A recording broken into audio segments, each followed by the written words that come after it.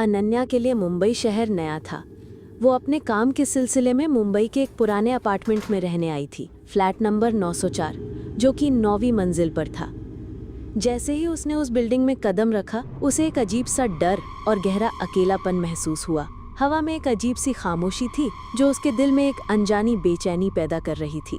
शुरुआत की रातें मुश्किल थीं। उसके बगल वाले फ्लैट 903 से हर रात खटखटाहट और फुसफुसाहट की धीमी लेकिन लगातार आवाज़ें आती थीं।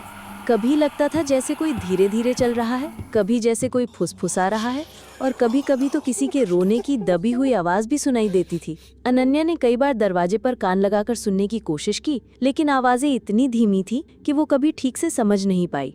एक दोपहर जब अनन्या अपनी बालकनी में खड़ी थी तो 903 का दरवाज़ा खुला और एक अधेड़ उम्र की महिला बाहर निकली। उन्होंने अनन्या को देखा और एक फीकी मुस्कान के साथ कहा, नमस्ते, मैं मल्होत्रा, फ्लैट 903 से। अनन्या ने राहत की सांस ली। नमस्ते, मैं अनन्या, उसने जवाब दिया। मल्होत्रा आंटी ने उसे अपने फ्लैट पर चाय पर बुलाया। अंदर का माहौल अजीब था। फ्लैट में पुरानी चीजें बिखरी पड़ी थीं और हवा में एक अजीब सीलन और पुरानी यादों की गंध थी। चाय पीते हुए मल्होत्रा आंटी ने कहा, तुम 904 में रहती हो? उस फ्लैट में पहले भी एक लड़की रहती थी, बिल्कुल तुम्हारी उम्र की, वो भी अकेली थी। अनन्या ने पूछा, क्या हुआ उसे? मल्होत्रा आंटी ने एक लंबी सांस ली। वो एक दिन अचानक गायब हो गई, किसी को पता नहीं चला कि कहाँ गई। अनन्या के मन में एक सिहरन दौड़ गई। धीरे धीरे 903 से आने वाली आवाजें और भी डरावनी लगने लगी। कभी कभी तो अनन्या को लगता था जैसे कोई उसका नाम फुसफुसा रहा है। एक दिन उसने बिल्डिंग के चौकीदार से मल्होत्रा आंटी के बारे में पूछा। चौकीदार ने हैरानी से उसे देखा और कहा, मल्होत्रा आंटी? वो तो कई साल पहले उसी फ्लैट 903 में आग लगने से मर गई। वो फ्लैट तो तब से बंद पड़ा है मैडम।